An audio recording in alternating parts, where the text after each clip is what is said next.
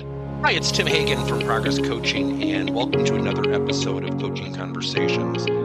And I wanted to make you aware of something very cool that we're doing on a subscription basis, and we'll put a link in each one of our episodes. But every Wednesday, we're going to be doing what we call an audio podcast workshop. That workshop will be roughly about 14 to maybe 20 minutes per episode, with each month having a theme from a coaching model, using feedback strategically, to coaching self-awareness, and so on. So if you could, look in the body or in the content description of each episode, and you will see a link where you can join this subscription. These are literally 4 workshops every month, teaching specific strategies to address a particular area of workplace coaching, as it relates, again, to things like awareness, motivation, teamwork, and what have you. Here's the cool thing. It's only $10 per month, and each month you will get a handout that we will follow along with. So we also give you a tool for you to take notes as we go through each episode. We hope you'll check it out. When we're coaching, I think a fundamental question we need to ask ourselves is, what is our intent? And do our behaviors support that intent? I want to share with you a quick story at one of our client sites, which is a manufacturing company, and they have people on their manufacturing line, and they use temps and have full-time employees. And it's, quite frankly, can be a rough environment. And so a lot of times people will come in late and have excuses and, quite frankly, give the perception they just don't care about life. And it really puts supervisors in a very awkward, precarious position. And a lot of the time when I'm coaching them and we're doing our group coaching sessions, I'll ask them, well, what was your objective? Well, I'm trying to motivate them. And one of the supervisors, who I've gotten to know quite well, I looked at her and I said, "You're trying to motivate them?" And the whole group started to laugh. Now, I knew her well enough I could be a little bit risky, and I was literally mimicking how she came off. She said, "Is that how I come off?" I said, "Yeah. You don't come off motivating. You come off pretty angry."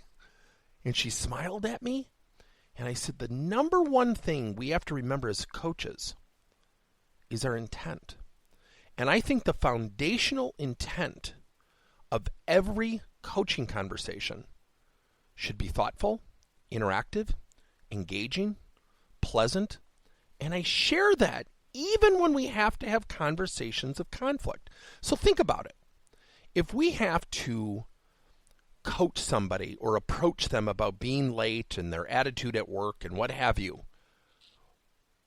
when we do that, and if we come off angry, do we honestly think people, when they see us coming, they hear our tone, they see our facial expressions, they're focused on the message or our emotion? And it's one of the top things that we need to do. Now, recently, I published a couple thought leadership pieces on emotional intelligence. And one of the 5 pillars of emotional intelligence is empathy, taking other people's feelings into account and how they might perceive you.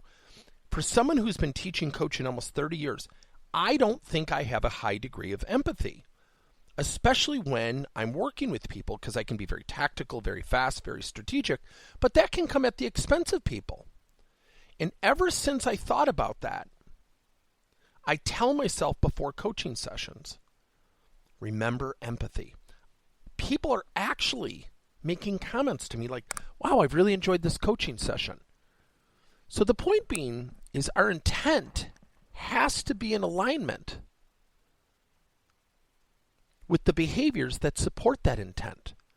But if our behaviors undermine our intent, we can quickly lose trust. Thank you for listening to another episode of Coaching Conversations by Tim Hagan and Progress Coaching.